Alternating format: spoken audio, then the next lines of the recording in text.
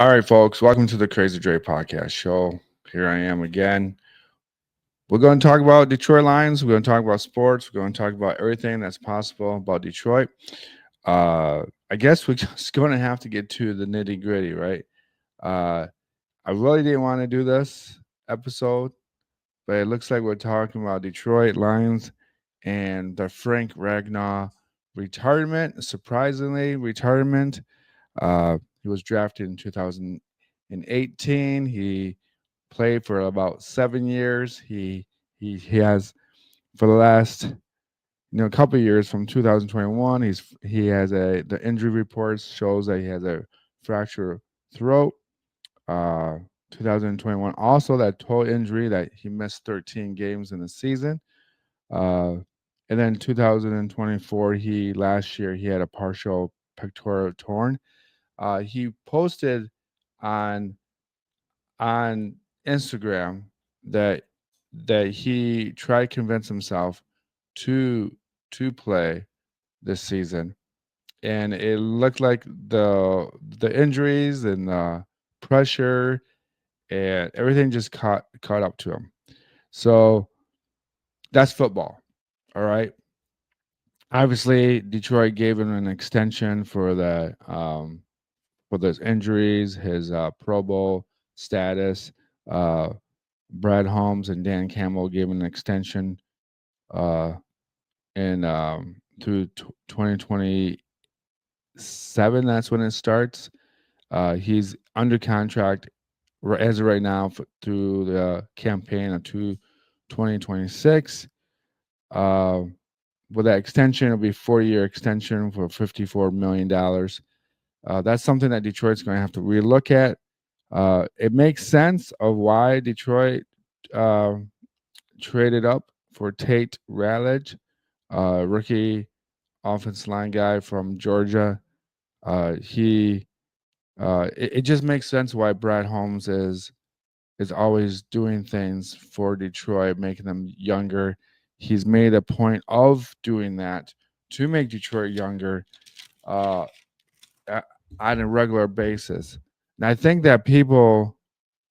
people need to kind of realize that that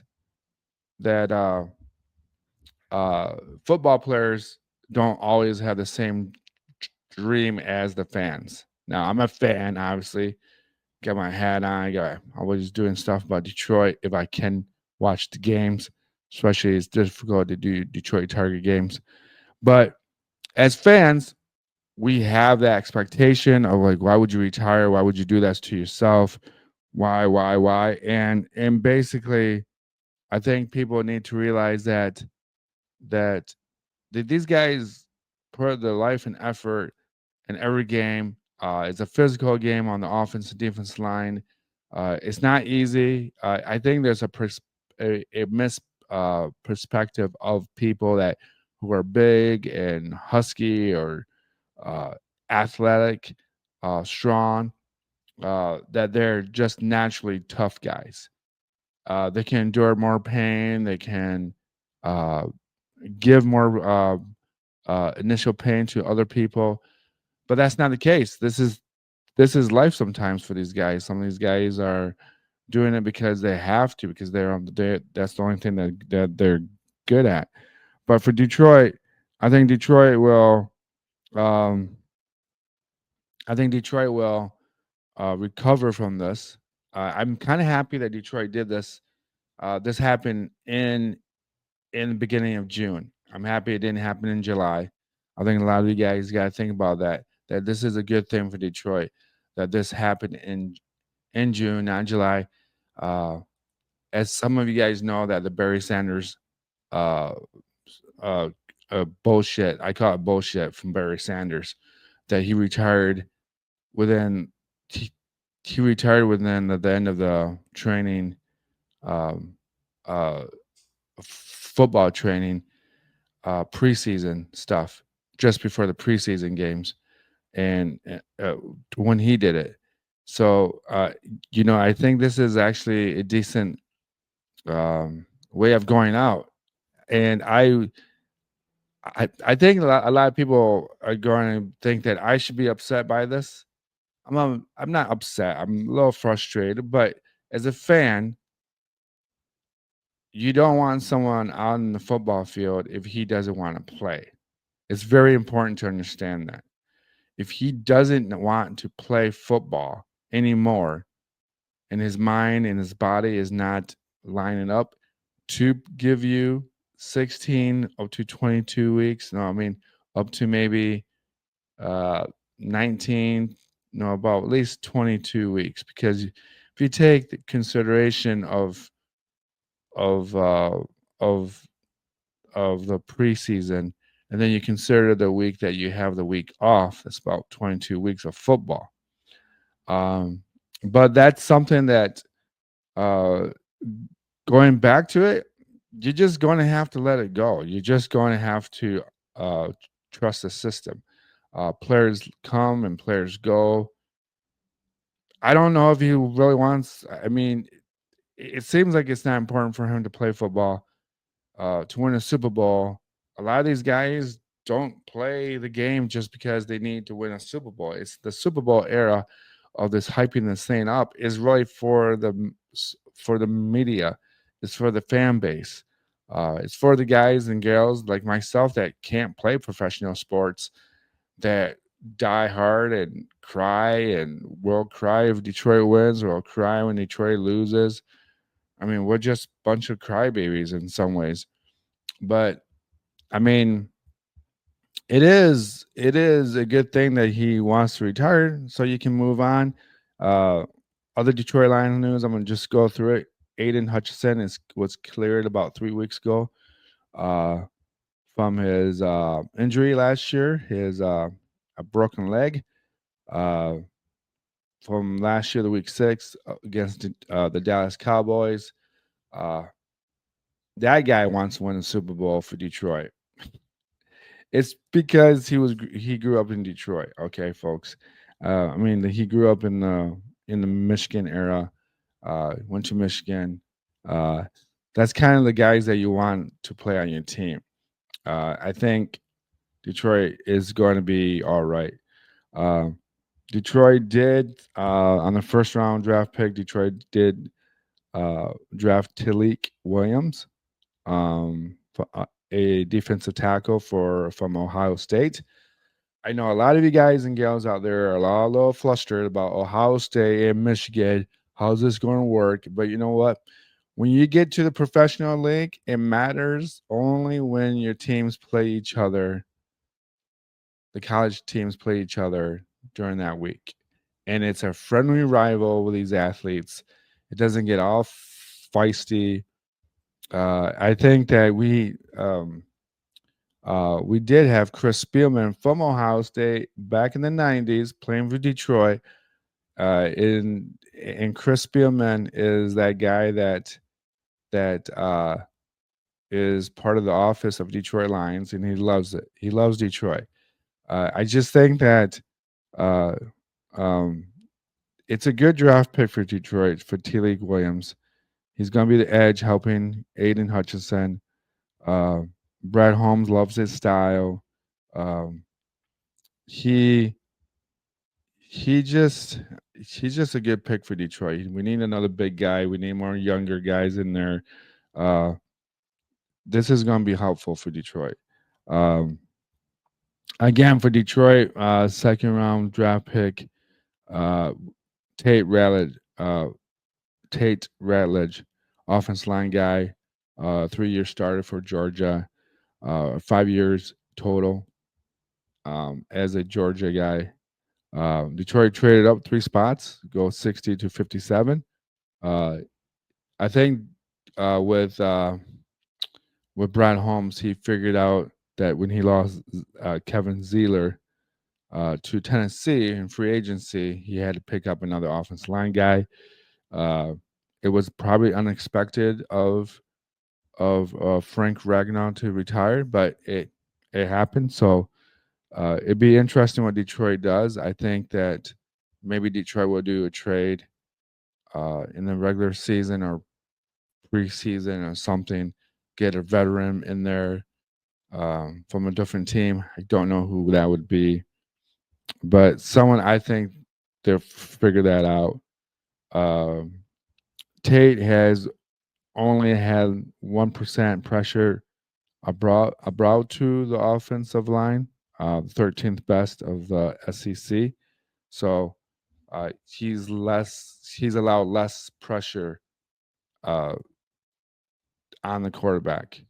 Um, Going for the third draft pick was Isaac Tesla. He was signed recently, a couple weeks ago. I think Tate Rallage was also signed. Um, this kid has got a boyhood dream of playing Detroit, and I'm hoping that this doesn't become a theme. That you get guys that want to play Detroit because they grew up in Detroit, but it turns out that they're not that good. Clearly, Aiden Hutchinson is a good athletic defense edge guy. He got hurt. Do I think Aiden was doing a little bit too much? I don't know. I think so, maybe. But Isaac Tesla's always want to play in Detroit. Transferred to Arkansas.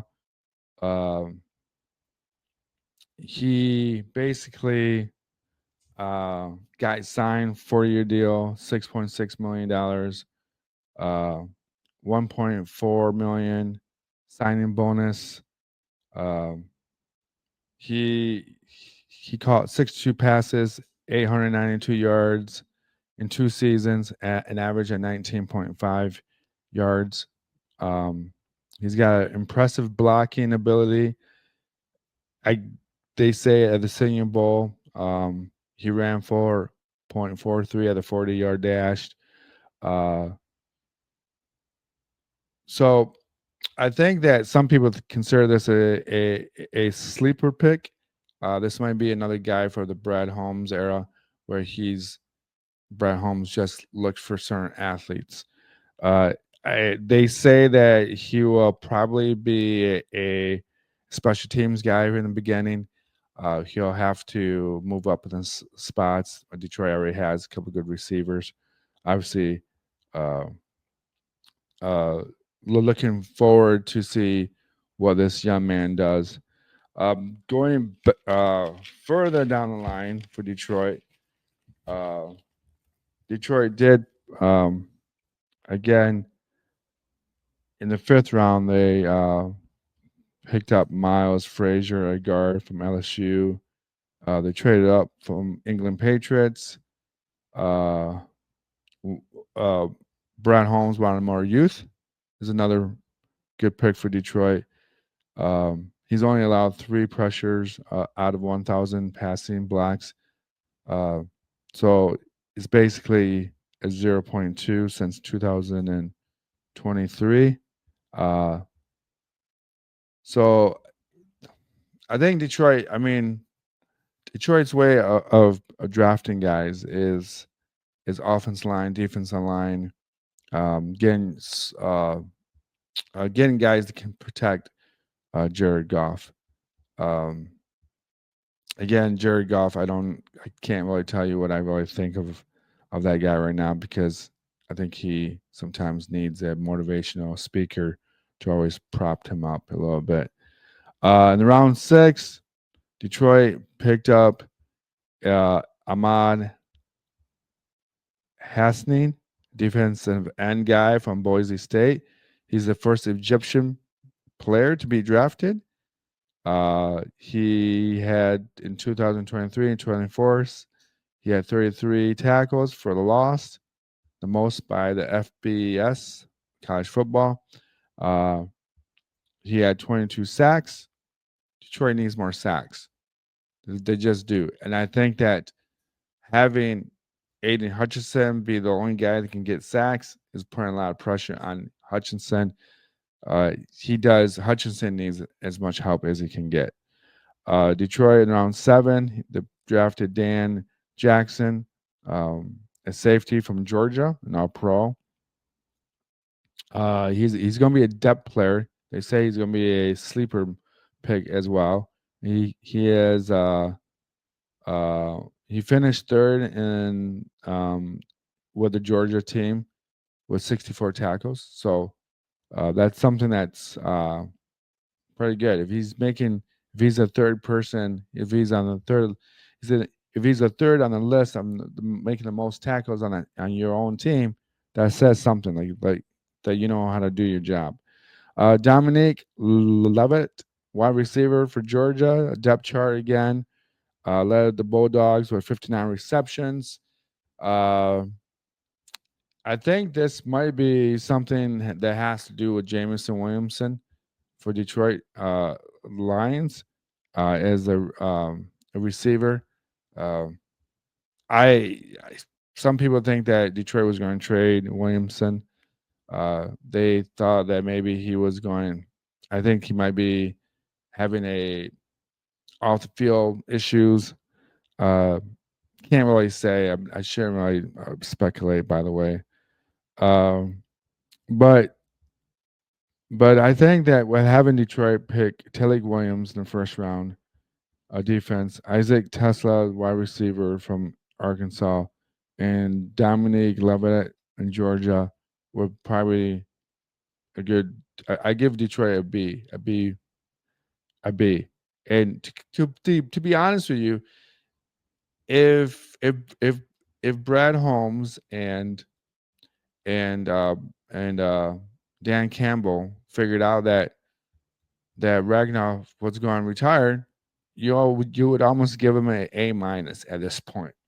I mean, they drafted really really smart. They didn't get extra running backs. They didn't get extra. Uh, well, they did draft a running back, but they didn't draft a lot of wide receivers, tight ends, and all this extra stuff that they don't need. They went from the nitty gritty of the core of the football, which is your offense and defensive line guys. I think Detroit's going to be in a good spot, and I think that knowing what you know now is a lot better than what you didn't know if if you were in the preseason games and Ragnar was questioning his wanting to play in Detroit or wanted to play in the NFL. So that's you have to give them a lot of credit for that. So there you have it. Thank you for listening to this Crazy Dre podcast. You can find me on Spotify. You can find me on um, Apple, rss.com, YouTube. Peace, love. You can also try to find me on Patreon. I'm also on there as well. So um, God bless. Go Detroit. It's not so bad. We'll be fine. We'll be just fine, folks. All right, I'm out of here.